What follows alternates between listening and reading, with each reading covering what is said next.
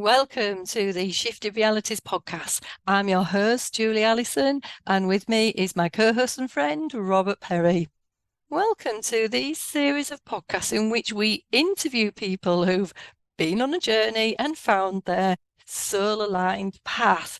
And those people who we found very interesting, fascinating, and seem to be on the same journey as myself and Rob, but from all sorts of various walks and backgrounds. So we hope you enjoy the series of interview podcasts.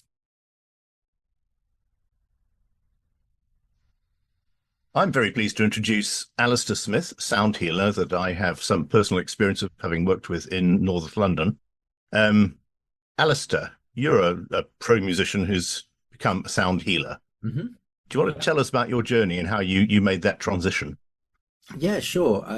I was brought up listening to music. My dad loved music, and I played music in church when I was a teenager. And then, got into pop music and everything, but music was always my therapy. And I didn't, I didn't sort of, that wasn't intentional. It just happened. My experience of playing music, listening to music, was very therapeutic to me. And I was fascinated by that. So I looked into it. I read a few books. There weren't loads of books around when I was a teenager, but I read a few. And so I always had that sort of potential in my mind about sound and music, its therapeutic healing properties. And then over the years, I'd look at the odd course, never really found anything. And then I found the College of Sound Healing in 2012 and trained with them. And that's my basic journey. Yeah. Okay. How would you say that sound healing or any sound work fits into your own thinking about spirituality? Well, first of all, as I was saying, it's always been therapeutic to me, and just going a bit deeper into that, it's helped me go deep into myself, into my psyche, into my emotional world, but very, very spiritual. In terms of, to me, spirituality is just a deeper experience of life, of the essence of what it is to be alive in a body on this earth. And all of the other, things that most people would associate with spirituality as well, states of consciousness, the divinity, it has helped to connect me to that.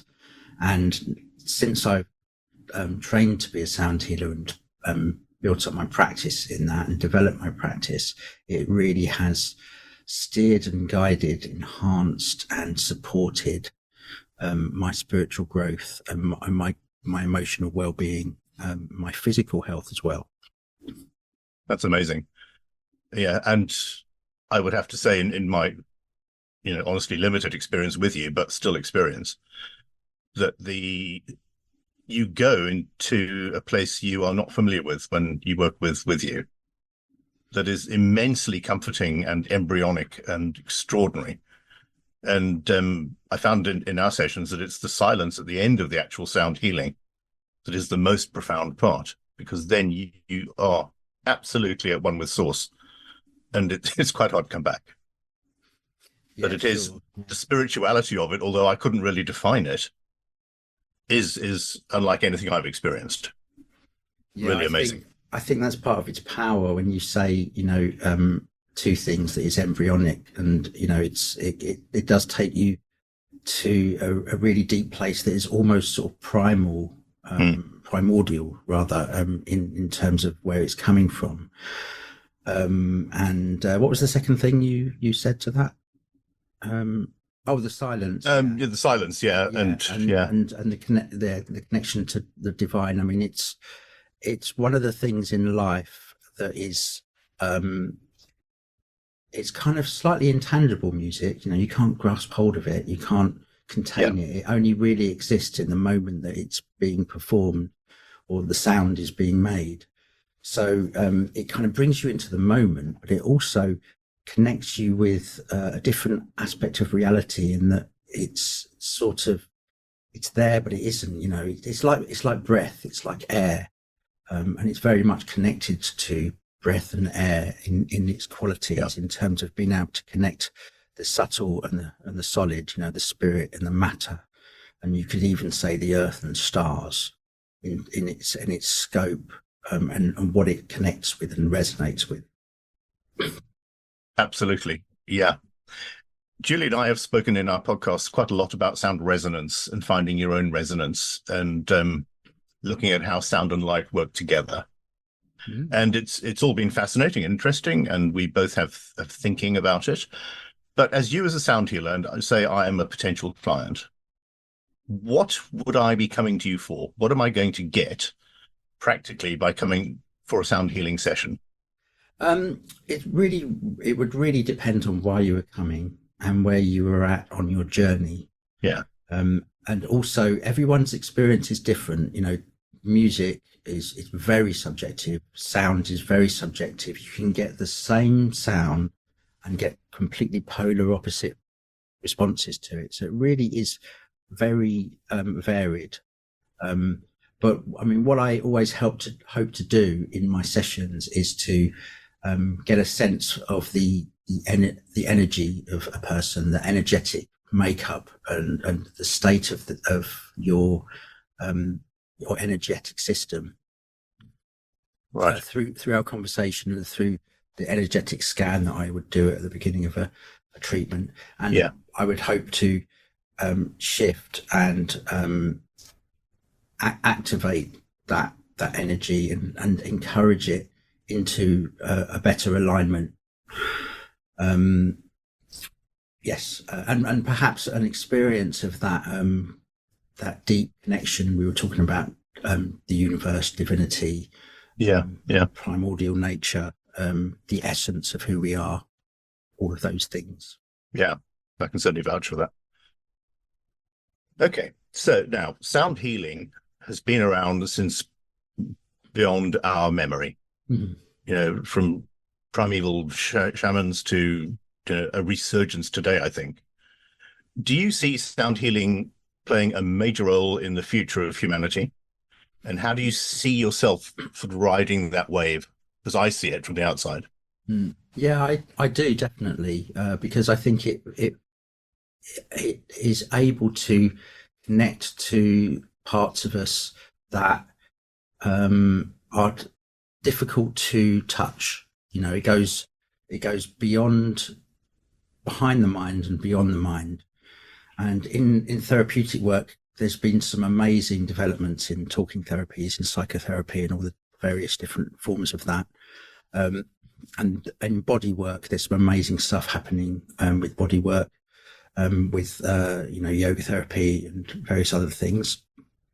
And sound can kind of like fill in the gaps a little bit and connect some of these things as well. So one thing I see happening is, what I'd really like to see happening is people working in teams, energy workers, sound workers. I mean, energy workers and sound workers go together kind of because sound is an energy work, with body workers, talking therapists, and, doctors and medical people.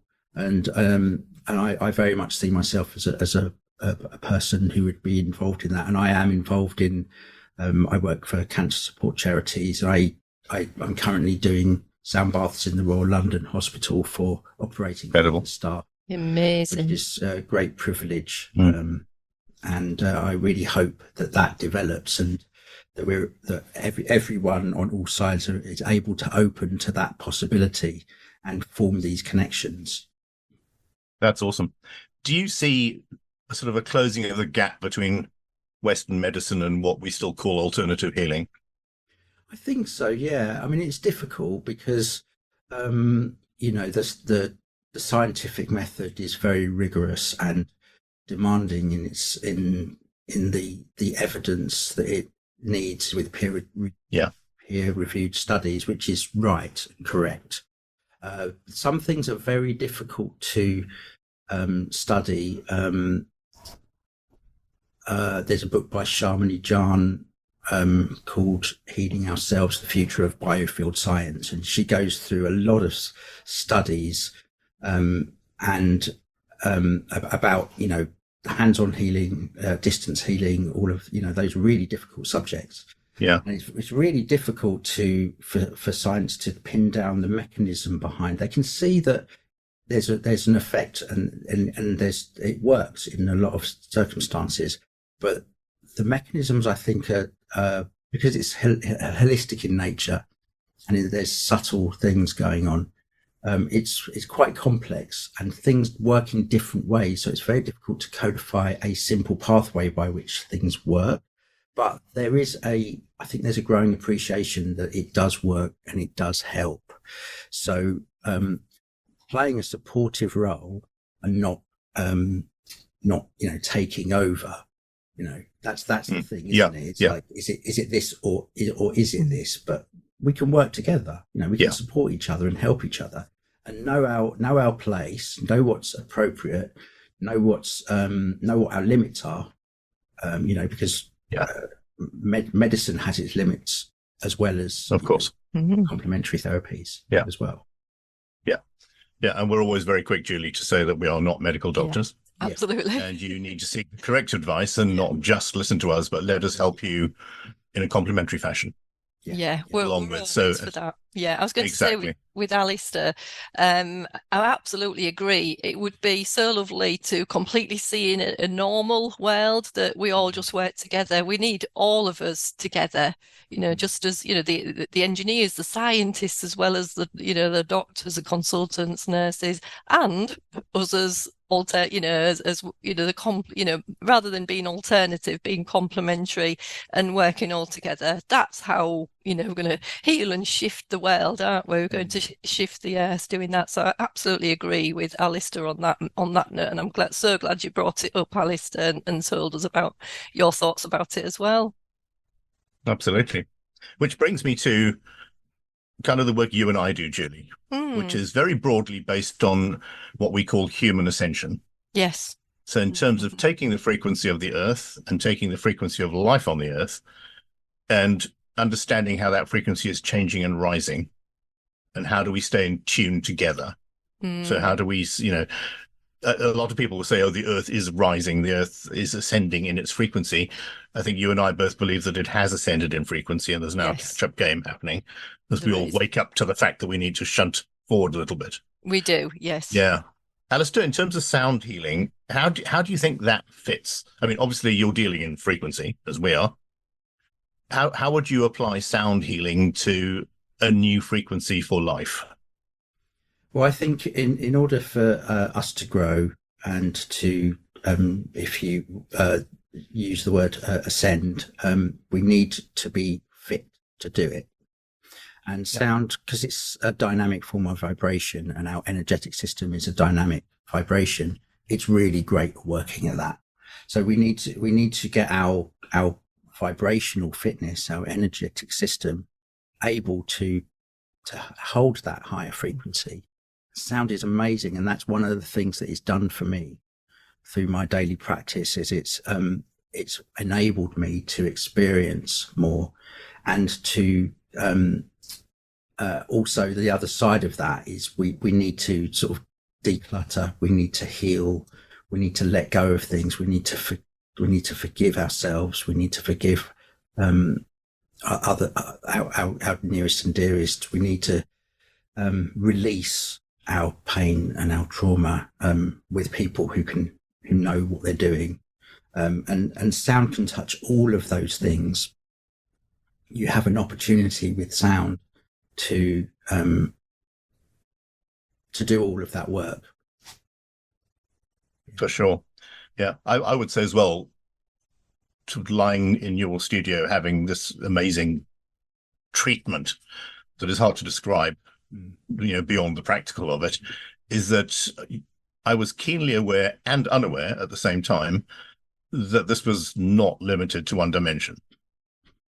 This was going into my past and it was going into my future, and it was going in every which way that time can expand itself beyond our own understanding of a timeline of birth to death. And that really shook me to the core in a very, very positive way. I think that's an amazing facility. Yeah, it is. That's one of the mysterious things about it, really, is that it can touch. It often brings up in clients stuff to do with family and people who have been long gone, ancestral things, and deeper psychic things that I'm not the sort of I can't really intuit the meaning behind all of those myself. For me, I just work with the energy of it all. But it has far-reaching effects. Yeah, sure, Yeah, well, it absolutely probably amazing. opens up the, let's call it a channel. When you clear, I always call it clutter in our bodies. Alistair, when you're helping a client to clear all of that kind of the lower chakra work, it starts to open up a whole world of potential and possibilities, and including being able to connect even more so with your soul, with your higher self, etc. So you're aiding in that, even if you're not knowing you're aiding in that. So yeah, lovely. yeah. Alistair, Julie mentioned chakras, and I think chakras are in danger of becoming unfashionable now. I think they've had their moment and are fading, but they're not fading for me. No. So what's your thing? Because I know you work quite distinctly with the chakras. Yeah, I haven't got that sense that that's happening, but that's a surprise. But I mean, I think it's good. I heard a teacher, one of my teachers, say once, the chakra system is to our energy like the tube map is to London, which is an interesting analogy because we're working on our chakras as a very ancient model. But when we experience our energy, it might not be quite like that. But it's a really amazing, powerful, effective way to work with our energy. Yeah. And of course, as any energy worker knows, it's not this nice little neat system. It's a profound system where each energy center is a whole world. In our heart, we have a universe of experiences, and connections and wisdom and potential.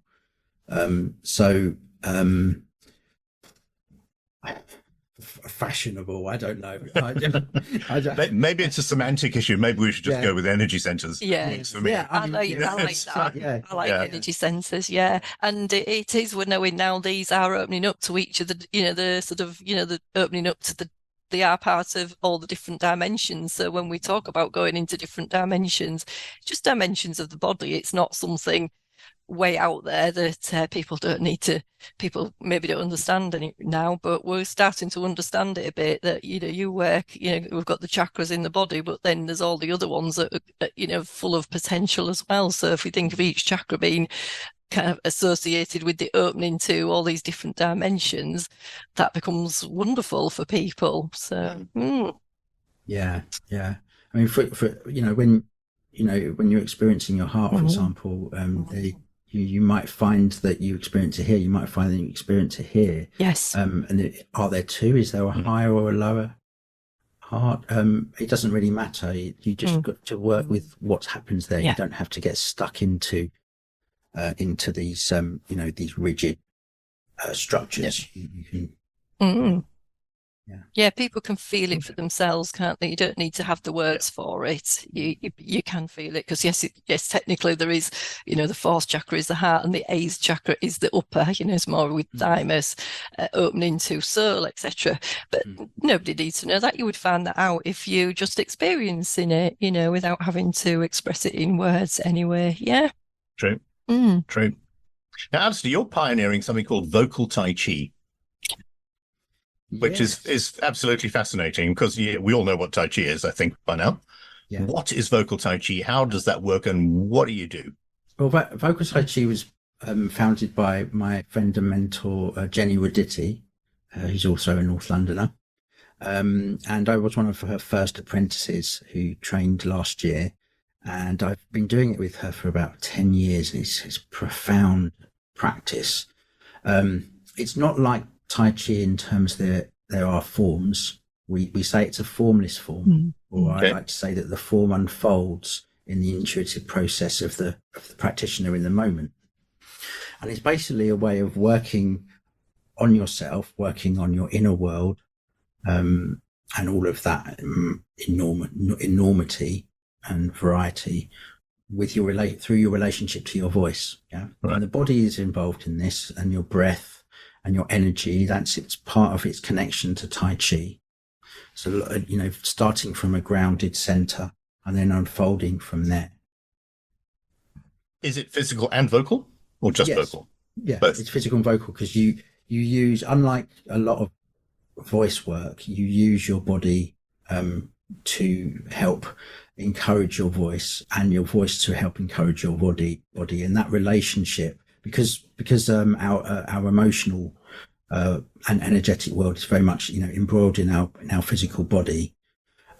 This helps the process of inquiry and exploration by engaging the breath and the body with the voice.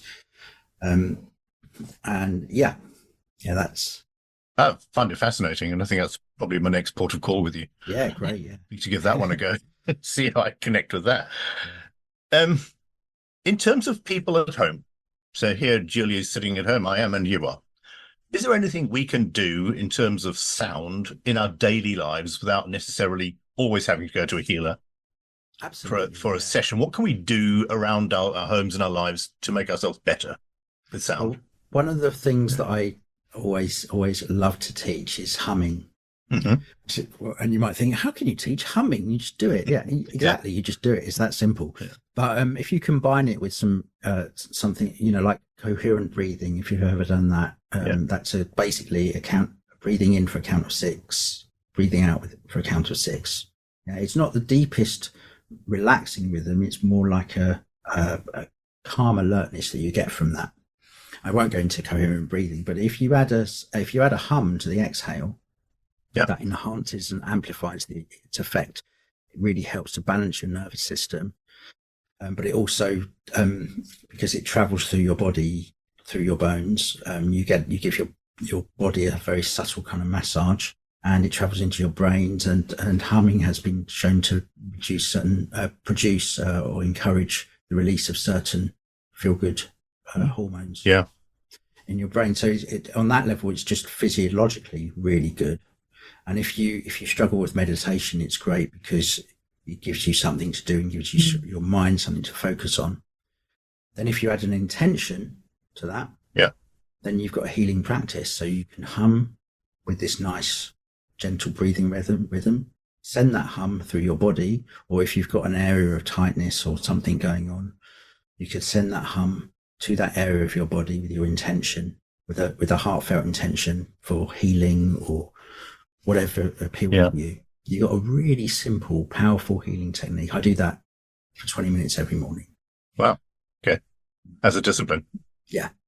Amazing. Well, I wouldn't say discipline. I'd say as a joy. Yeah. And I was going to say, we all, the minute you say hum, we all think happy. You should hum when you're in a state of joy, don't you? And it enhances that joy.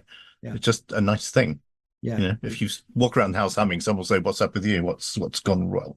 What's gone right?" Yeah. We have all these instinctive sound things in our daily life, which are instinctive therapeutic sound. Like we shout when we stub our toe, it releases some of the pain. And if you don't shout, it's much harder to bear. Oh, I shout. Oh, yeah, that's good. Well, it's good to shout. It's good to shout. I won't tell you what I shout, but I shout. Yeah. It's instinct is amazing. Your intuition is amazing. If you ask someone if they're complaining they don't feel very well, and they go, "Oh, I've got such a sore shoulder," they will touch their shoulder because the hand can heal. Just a sound can heal. You've got energy coming here that can heal, and we've just forgotten so much of what instinctively can make us better people, physically and emotionally and in every way, holistically. So it's extraordinary. Yeah.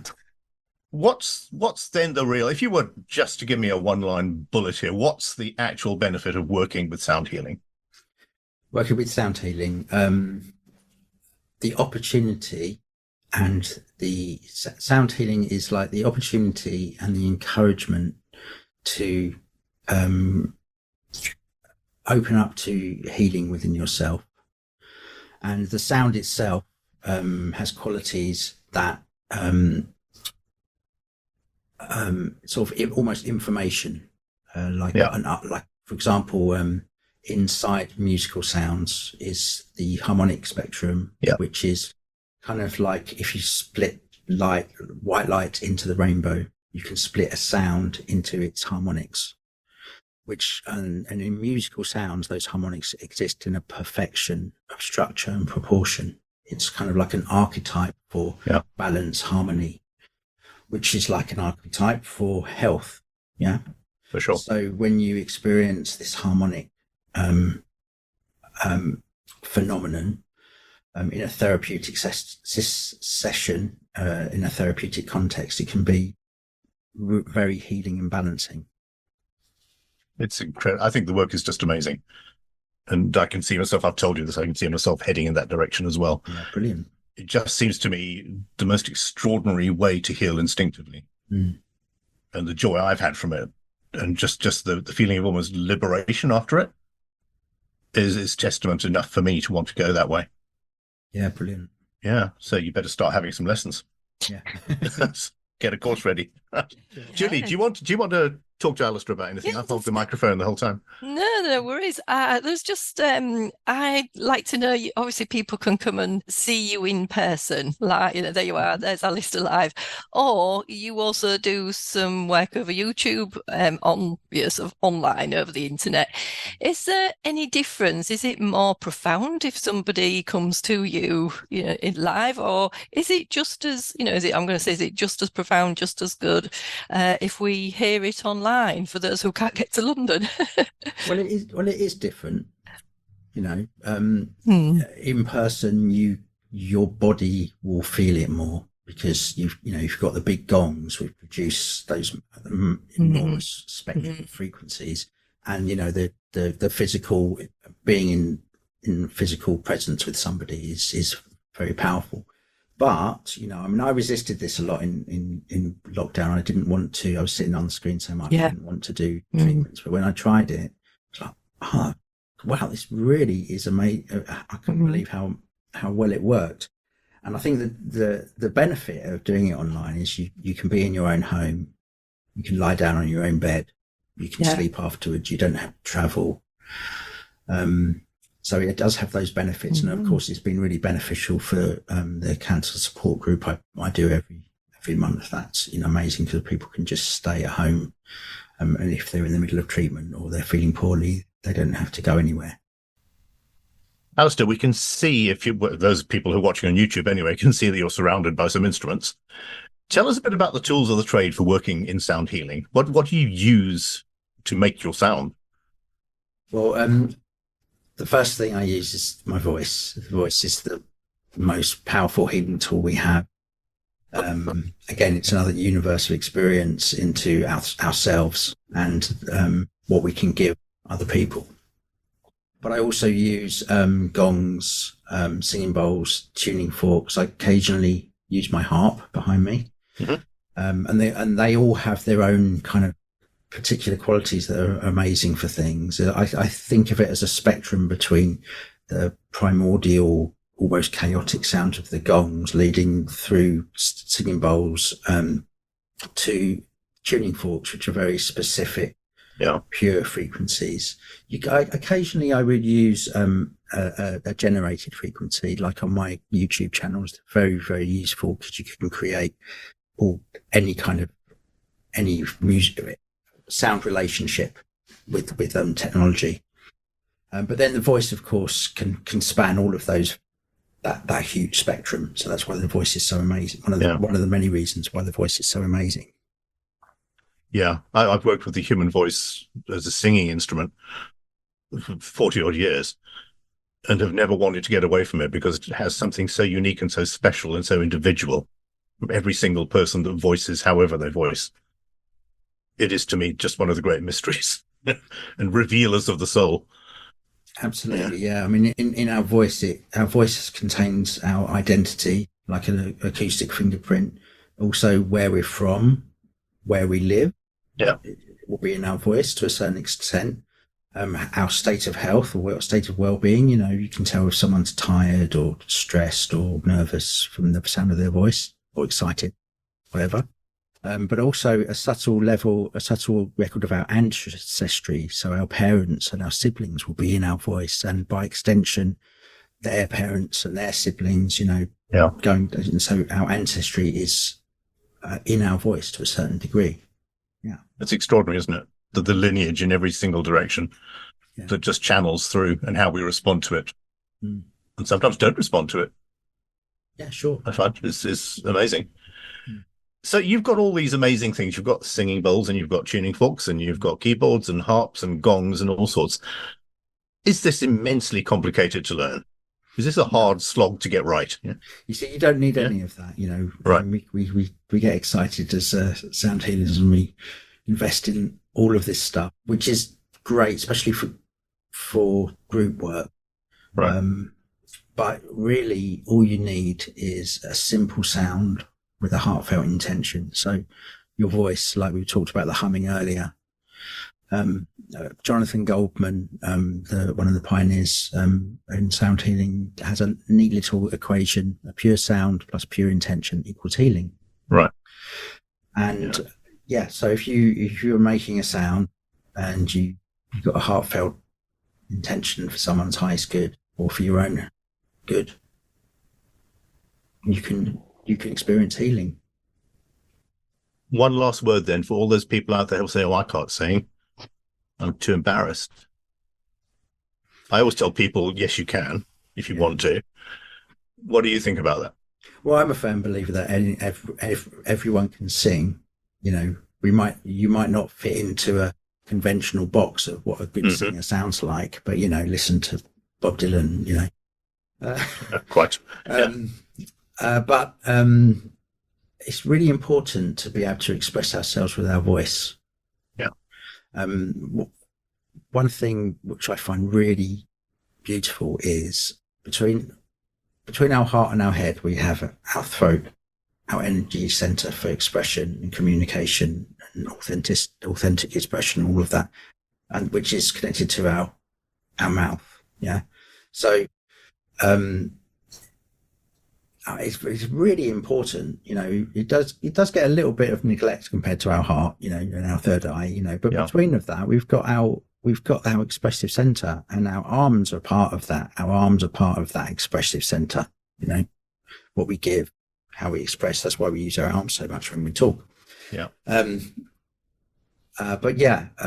That powerful point of connection and expression from our intuition and from our heart, and by extension, what is but above and below that is really, really powerful. So it's very important that we encourage people to make sound, even where if it might not be conventionally beautiful, you know, if it's authentic, if it's real, it's beautiful. Yeah. And the singers that I find the most moving are the ones who are the most honest, the most authentic in their expression. You can hear it. It's a quality that you can't put your finger on, but it's there. Yeah. That's, I think, a perfect place to wrap this on. Just that simple, beautiful fact that everybody can generate beautiful sound with intention and can heal. Alistair, thank you so much. That's been an absolutely awesome chat. I've really enjoyed it. I've learned a lot. Julie, have you got anything you want to add and wrap up with? No, I think it was so lovely. It's so fascinating to hear what you do, Alistair. Rob and I have, as we say, we've worked on frequencies and things that I might be able to see or even hear, in terms of even looking in the different dimensions through it. But, to have somebody who's, a sound healer and sort of in the physical, in a physical locality as well. Absolutely wonderful to hear and I'm fascinated to hear, what you've been talking about, Alistair. Lovely. Indeed. And of course, anybody wanting to contact Alistair's website and YouTube channel will be listed directly below this. So please hop on either to Alistair's channel or the YouTube, and you'll find an amazing set of resources there, all for free. So go enjoy and explore Alistair's word a bit. I certainly do. So again, Alistair, thank you very much. And it'd be great if we perhaps could talk again sometime and go into a little bit more depth. That'd be brilliant. Yeah, I'd Awesome. love to talk about it. That's evident and wonderful. Thank you so much. Take care. Thank you. Thank you.